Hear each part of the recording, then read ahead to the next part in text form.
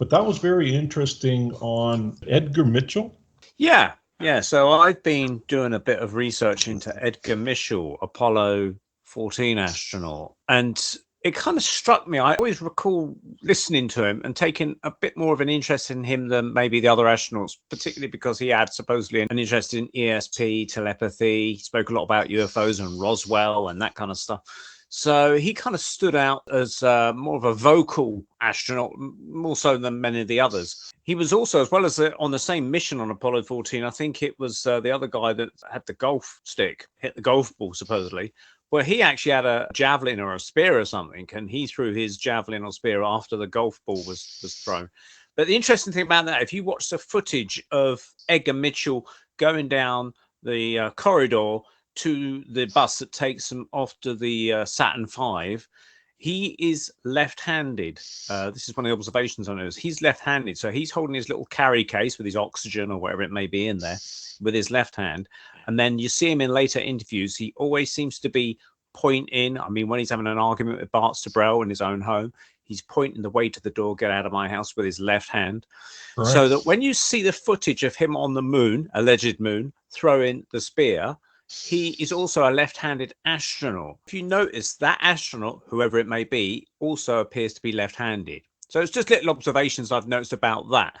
The other thing that came to mind was the fact that I noticed when he was in his argument with Bart Sabrell in Astronauts Gone Wild, where Bart had gone to interview him and he started to put pressure on him by playing him videos of missions and pointing out issues with it, he eventually, got a bit grouchy with him and threw him out the house, basically.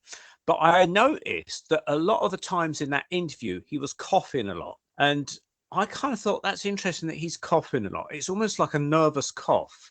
And I recall that my car mechanic engineer, every time he was talking about issues with your car or wherever, he would have a nervous cough as well. And we always thought that he was trying to hide something. So that set me on this little discovery of interest to try and find out why people cough during these interviews. And I've come up with quite an interesting little video. See if I can share it.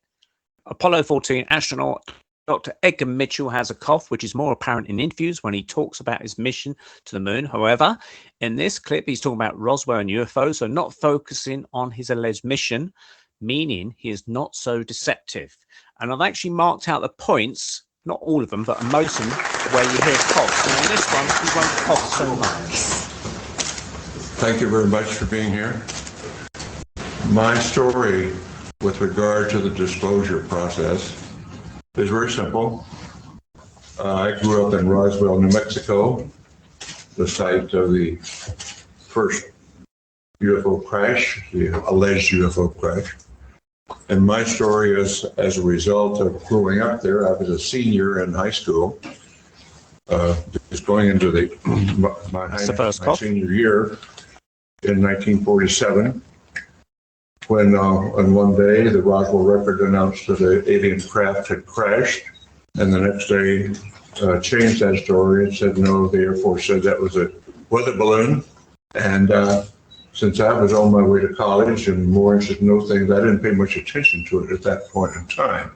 However, my family was in the agribusiness. My grandfather was a cattle buyer and sold registered herds bulls to the ranchers in the area, knew everybody in the area, the Pecos Valley and beyond, sold cattle into Arizona, western Texas, and was affectionately known as Bull Mitchell in those parts. Right. So he coughed a little bit in that one, but in this interview, he discusses his moon mission, so it's slightly more personal, and it's also got more coughing. So he's basically been sent lots of questions by people taking part in an Astronaut Hall of Fame induction. I think that might have been done from his own home via the internet. I'm Edgar Mitchell, Apollo 14, lunar module pilot. So is there anything you cherish that you brought back from the moon apart from your memories? Yes, he did. He brought back artifacts, supposedly, and tried to sell them on eBay or something. I took like Hasselblad cameras. Family and friends, and some of the astronauts. And of course, all of our data that we collected since we were this first science mission. And that's a cough there. We collected 90-some pounds, 95 pounds of lunar materials to bring back for the geologists to examine. So all of that made it very important, a lot of fun. What was the lengthiest computer code input sequence to be performed on Apollo 14? Well, virtually everything cough? computer code that we had to use or put in, we had it written somewhere. I didn't have to memorize it. But the And another main cough? thing was being prepared to correct anomalies, things that occurred that we needed to correct, like equipment failing, and we had checklists for all of that. But we had a number of those things happen that we had to go into emergency mode in order to keep going. What does moon dust smell like? Now, he doesn't cough in this sequence, I think, in this particular part. I think all of us agree it smells like gunpowder, that it's sulfur, it's lava rock that's been pummeled into the consistency of talcum powder, but it comes right out of the center of the moon, and it has a lot of sulfur in it, so it smells like gunpowder. After all the problems with the landing radar, how exhilarating was it for you when you touched down successfully on the moon? Well, the moment of exhilaration was when we had to reset the radar, and all of a sudden when we had reset the radar, the computer, we were right on path anyhow. So we were in great shape, we just didn't know it. We had the radar to confirm it. That was a nice feeling that we knew we were right on target. What were your first words as you stepped onto the surface of the moon? You'd think most people would remember this, but he doesn't. I can't remember what they were, but they're recorded somewhere in the record. And now this is interesting. Please tell us more about the ESP telepathy experiments that were conducted from the lunar surface. Well, I didn't do that from the lunar surface. That was done in orbit, rather in orbit and flight between the moon and the Earth. Now, did you notice he said the experiments were done in orbit, and then he changed his story?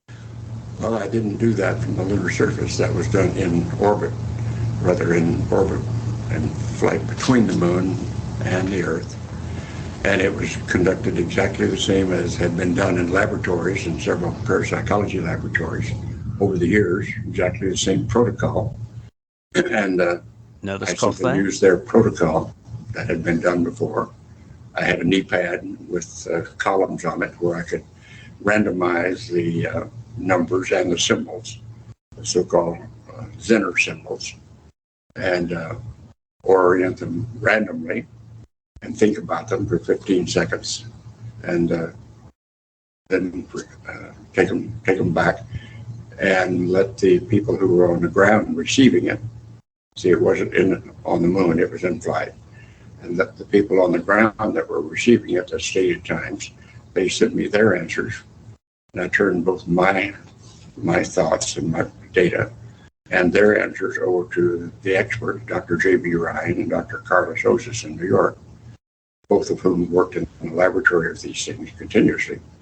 And our results were just as good as they were getting in the laboratory, but it was from 150 to 240,000 miles away. Now, did you notice that he said 150 miles, and then he suddenly changed it to 240,000 miles away? In other words, was he only 150 miles off the surface of the Earth, orbiting Earth? From 150 to 240,000 miles away. How frustrating was it to learn after your mission how you you and Alan Shepard had come to Cone Crater? Well, it was a little frustrating, but the fact is, for all intents and purposes, we were at the edge of Cone Crater. What was disappointing was we didn't get to look over the edge and look down into Cone Crater, but the data that we collected was clear right at the edge of the Cone Crater, including all the samples from deep inside the crater that had been thrown out onto the surface around the edge of the crater. So the only thing that's our disappointing was our inability to peer down into the crater and see the hole there. Okay, so I'm going to skip it onto that bit, but it's interesting about Cone Crater because Apollo 14 was supposed to reproduce all the experiments that Apollo 13 didn't, because they never made it to the moon, allegedly, in that mission. And so I actually wondered if they'd actually built the set for Cone Crater and they were just providing a good excuse not to use it because they couldn't actually find it. So this section here, no cost at all in this one because he's just talking about the universe in general. So when he's not talking about his personal moon missions, he's quite happy and more relaxed. So just have a quick look at this one, please. Yeah. And then particularly in the late 20th and into the 21st century, is that we're discovering how much about the universe we don't know, that it's a far more complex, huge place, a complex place that we in science thought we were pretty smart about, which we really aren't. That is the challenge of today's world. Not only at the larger scale, the scale of the universe, are there complexities we don't know. They're finding more and more complexities within ourselves and at the way the body works and the way subatomic matter works.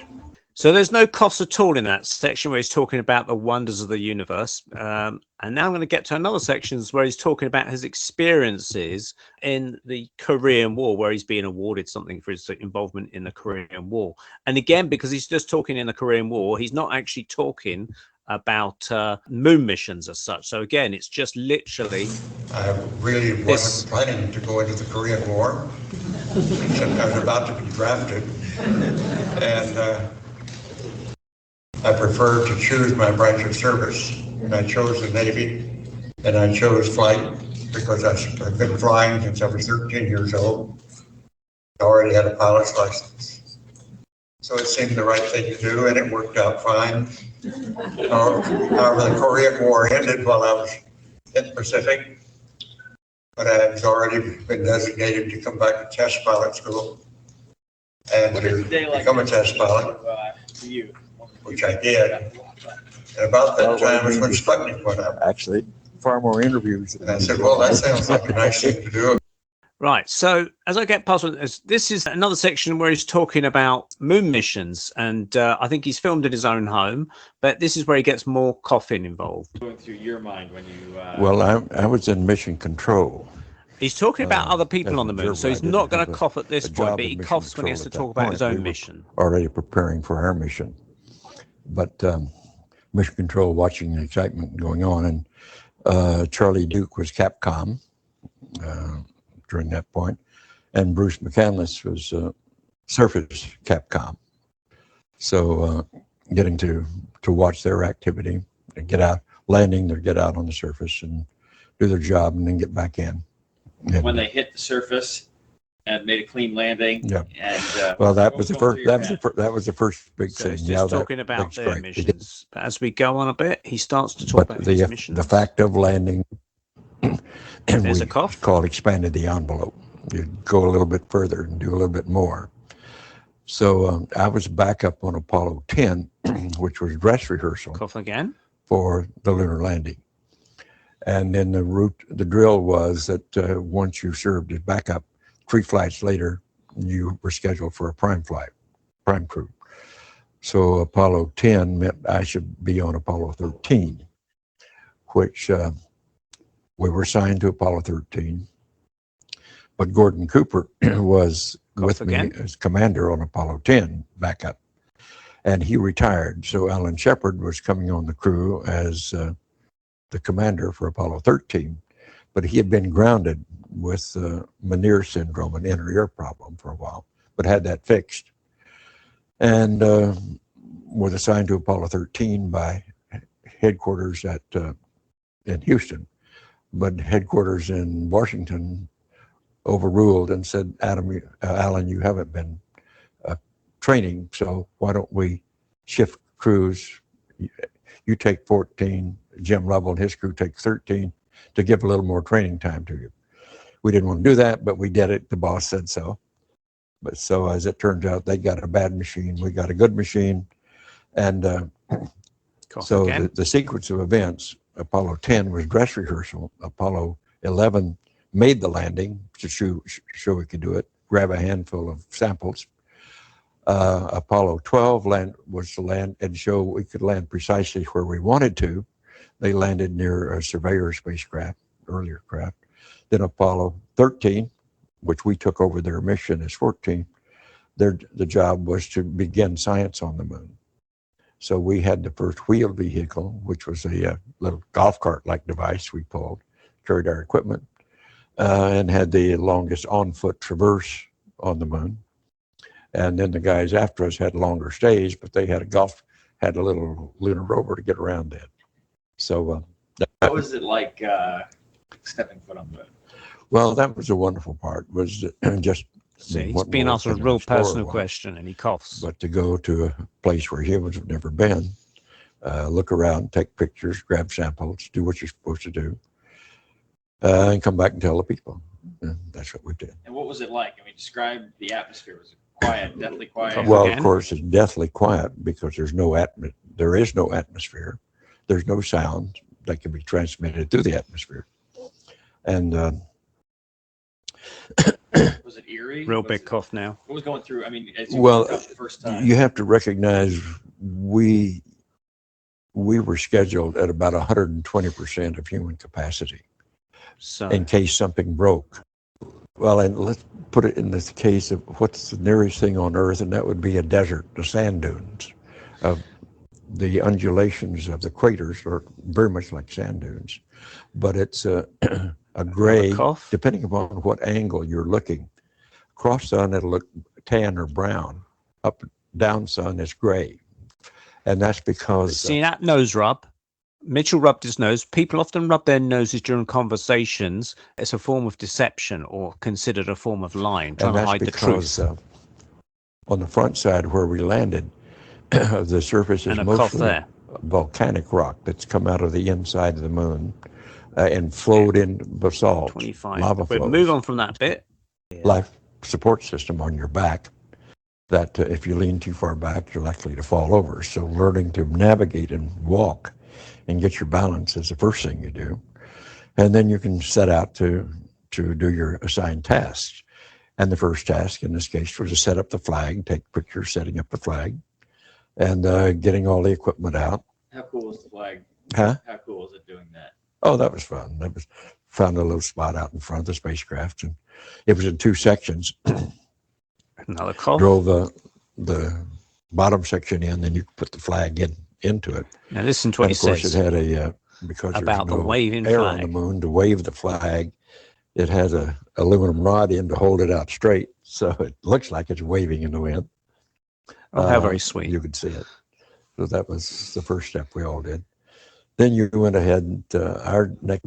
Right. because So we I shall actually- now get on to the most stressful chat of all that he has, which the a series of clips and vignettes. Lots of I'm not coughs. quite sure that's a documentary. Was this something from broadcast or something that? I'm sorry, I don't know. Without looking at the label and looking at it more closely, I have dozens of these things in here. What is this? They're talking about shadows and stuff like that. What is that all He about? pretends not to know what the tape is. You know, this might have come from Another cough. some of the challenges to the fact. Another cough. Yes. From And the another cough. challenges by the group that has said we never went to the moon, and they're trying to pick holes and some Rubs his nose again. Mitchell touches his nose again. AI suggested this is deception holes tactic. in some of the lunar photographs. And it's an interesting subject because And another cough. they're totally misguided. We did exactly what we said we did.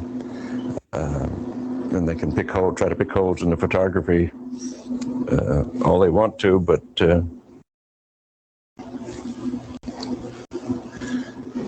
Why is it that you have a copy of it? beg your pardon? Oh, why do you have a copy of it? People send me stuff all the time. I Another have cough? boxes and boxes of video from various television programs, various speeches that I've done. I must have 300 or 400 of them. I look at very few of them. So someone sent you this? I'm sure that, well, they obviously did. That's why I have it. Oh, so it's not something that you acquired No. or ordered or anything like that? You have to understand, Another cough? I get at least a dozen books a month to review, 2 or 3, maybe 4 dozen videos a year from various people just want me to have it, so they send it along. We only brought like one clip. If you want to throw it in, Oh, yeah, sure. pop that one out.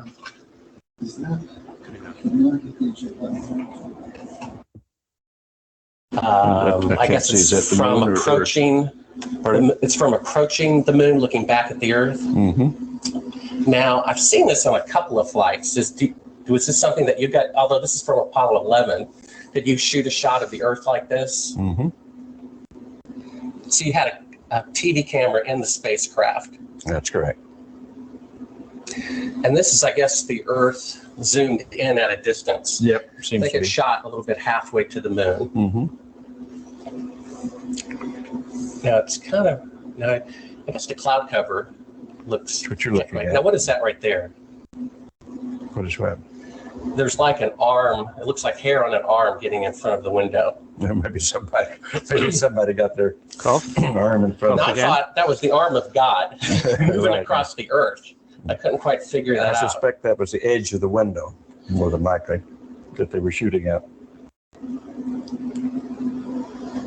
What did the Earth look like from a great distance? There About it is like again, that. 130,000 miles out. About like that.